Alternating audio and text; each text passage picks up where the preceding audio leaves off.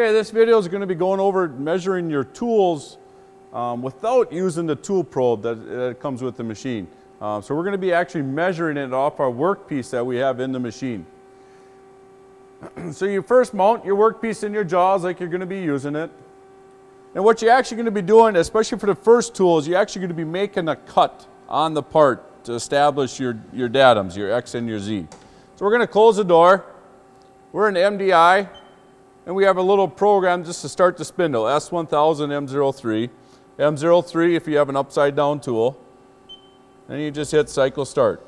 Okay. So now, using hand jog, we're going to bring our tool. We're doing tool number 1.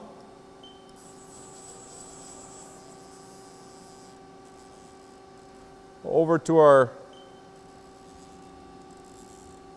to our part, and use caution here so you don't wrap it into your part.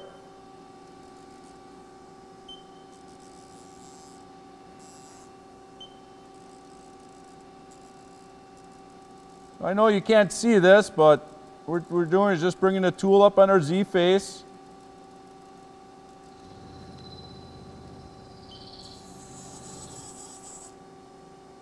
I just touched off. I'm going to bring it in a few more thousandths.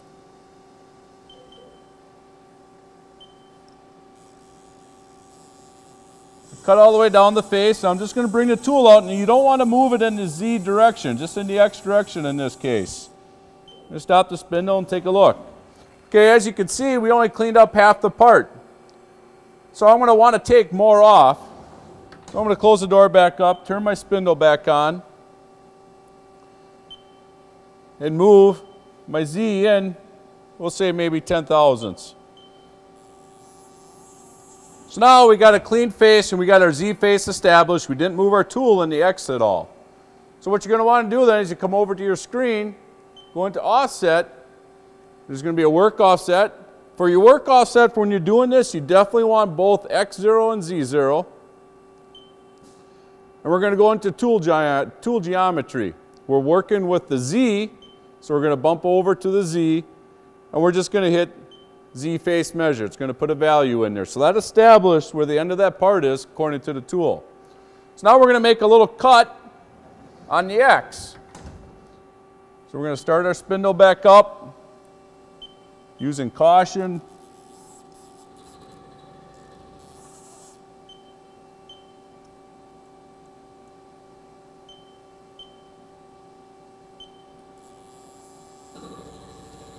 We're just going to make a little cut.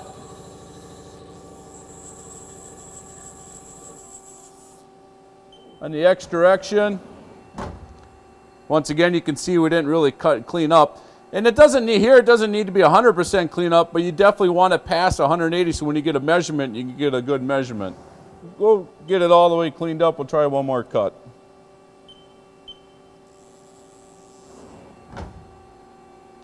Sure, now we have 100% cleanup. And here again, now we didn't move it in the X direction. We just went in on the Z and we came back right out. So that tool is right where it was when it cut that. So now you go back to your offset page, make sure you're in your geometry. Highlight the X for the tool that you're using. And you're going to hit X diameter measure. Now you see this says enter diameter. Now you're supposed to enter the diameter that it's actually cut. So we're going to grab our micrometer.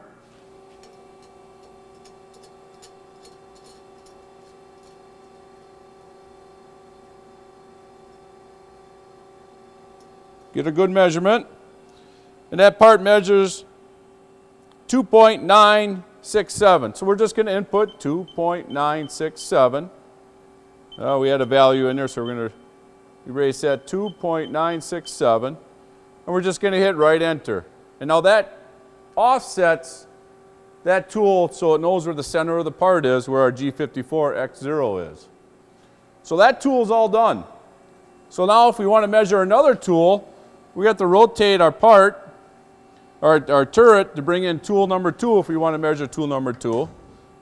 You definitely want to make sure you send the machine away from your part so it does not wrap it into it.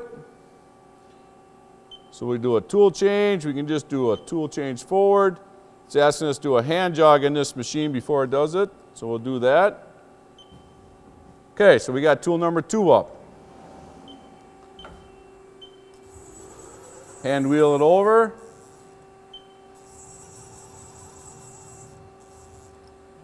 Once again, use caution so you don't break nothing.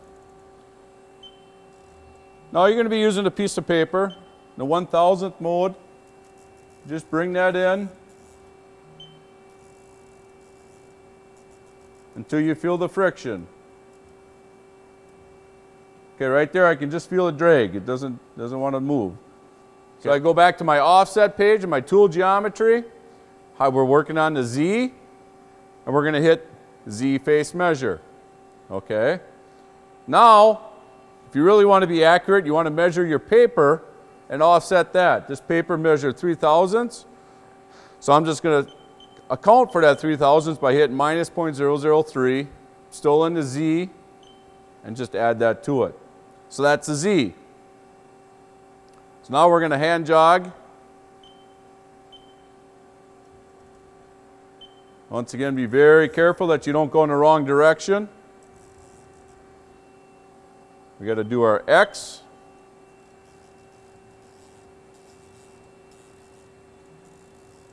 Using your paper. Okay, right there. I can just feel it dragging across. Come over here. Highlight my X. And I'm going to hit X diameter. Now the part still measures 2.967 and that defaults back to this, so I can just hit right enter.